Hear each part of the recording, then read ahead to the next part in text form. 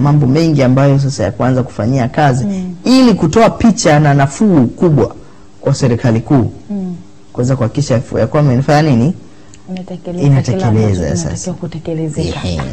Kwa hiyo sasa kwa kuwa hili jukumu la huku kwenye msingi tumepewa vijana wenye nguvu na wenye kasi na spidi, basi tuifanye kwa uhalisia bila kuonea chochote, bila kuharibu chochote, lakini basi kwa manufaa ya taifa letu.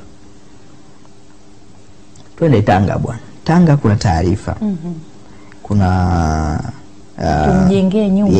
Yes. Ya sala. Yes.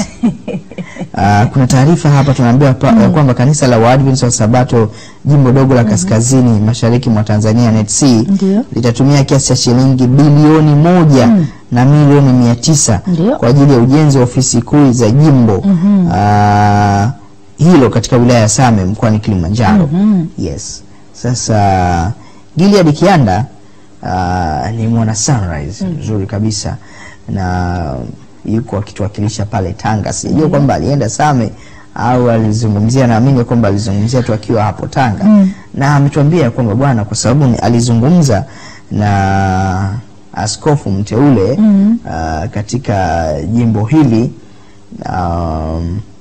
ambaye amezungumza haya kwamba bwana, shilingi bilioni 1 zitahitajika kutumika ili kujenga upya ofisi tena ili tutakapokwenda pale kupata huduma basi unajua mazingira pia yakiwa mazuri, hata kama una shida unaweza ukafika tu kwenye jengo la ofisi ukahisi kwamba matatizo yako yametatuliwa sana. Kwa hivyo ni jambo jema, tuwaombee Mungu ili waweze kufanikisha.